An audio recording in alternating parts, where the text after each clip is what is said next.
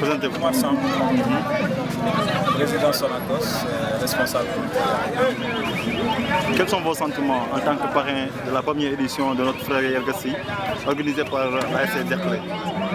Un sentiment de tristesse d'abord, parce que quand même quand on fête un événement de cette nature, on se rappelle toujours de la personne, de son implication dans son quartier, de son implication au niveau de la jeunesse. Donc quand on vient pour se remémorer un peu de son passage au niveau du quartier, ça fait toujours un pincement au cœur. Mais c'est une fierté de participer à ça, parce que c'est un jeune qui avait beaucoup d'avenir. Donc si ses amis se réunissent pour essayer de commémorer un peu sa mémoire, son vécu, ça nous fait plaisir d'être là et de les accompagner dans ce mouvement. Un mot pour la jeunesse. La jeunesse, nous tendons la main à la jeunesse. Nous avons une compassion forte pour la jeunesse. Notre raison de vivre, c'est la jeunesse. Nous battons jour et nuit pour que la jeunesse trouve son compte dans le fonctionnement de ce pays, dans le développement de ce pays. Et principalement à Diourbel, où nous nous trouvons, où nous sommes des Diourbellois. Nous avons la Sonacos, l'usine de la Sonacos, qui est en train de s'impliquer fortement pour l'absorption du chômage de manière générale, avec l'implication des jeunes. Nous avons l'équipe de football de Sonacos. Nous sommes en train de travailler pour faire revenir ces années de lumière, mais nous sommes ouverts à la jeunesse et nous leur tendons la main pour que l'accompagnement, ce que nous voulons pour eux, puisse se réaliser dans les meilleures conditions possibles.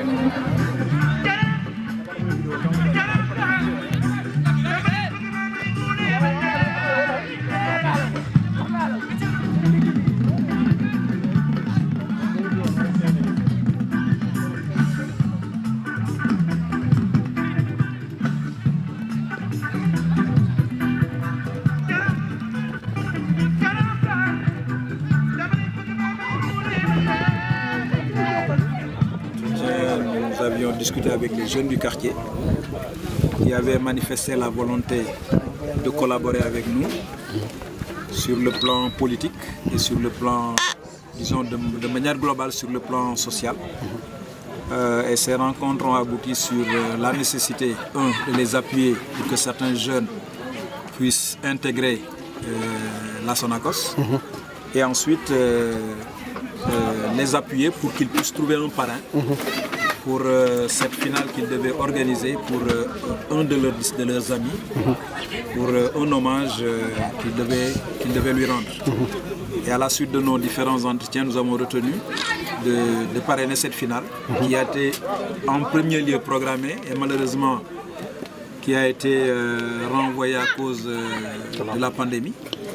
Et c'est maintenant qu'on a retenu le principe, après la levée de la catastrophe sanitaire, de tenir cette manifestation. Je suis né à Diourbel. J'ai fait mes études primaires, secondaires à Diourbel. J'ai eu mon baccalauréat au lycée Ahmadou Bamba. J'ai fait donc toutes mes humanités à Diourbel. Si je suis devenu ce que je suis aujourd'hui, c'est grâce à Diourbel. Donc je me dois aujourd'hui de faire le retour de l'ascenseur. J'ai des responsabilités au niveau de la Sonacos comme directeur du contrôle de gestion et de l'audit. J'ai aussi des responsabilités sur le plan sportif, étant président de Sonacos, étant le deuxième vice-président de la Ligue professionnelle et vice-président de la commission audit du comité exécutif de la fédération. Je me dois de revenir au terroir, de faire bénéficier à la jeunesse l'expérience que j'ai pu capitaliser et surtout aussi les appuyer dans le sens de mes responsabilités professionnelles au niveau de Sonacos qui me permettent aujourd'hui d'être dans un espace de contrôle qui permet à des jeunes de pouvoir s'impliquer dans la vie active de la société. Donc aujourd'hui, si je me suis orienté aussi sur le plan social, c'est que quand tu vis avec les populations, quand tu les rencontres tous les jours, quand tu discutes avec les populations tous les jours, tu vas vers ces populations, tu es au parfum de leurs difficultés, tu es au parfum de ce qu'ils vivent. Si tu as cette fibre qui vibre en toi, et cette fibre citoyenne, d'abord, au lieu d'être politique, tu as envie effectivement d'aider. Donc tu as le cœur à l'aide, tu as le cœur à l'ouvrage, tu veux vraiment aider. Et aujourd'hui, c'est ça notre viatique, c'est ça qui nous anime. Et tous les jours, notre raison de vivre, notre raison d'être, c'est de faire en sorte de capaciter des gens à pouvoir se prendre en charge eux-mêmes. C'est pourquoi nous avons, dans un premier temps, développé des financements pour aider les femmes à gérer de petits projets. Nous sommes longtemps impliqués dans la recherche d'emploi pour les jeunes. Nous sommes investis aussi dans l'éclairage public pour l'extension du réseau électrique.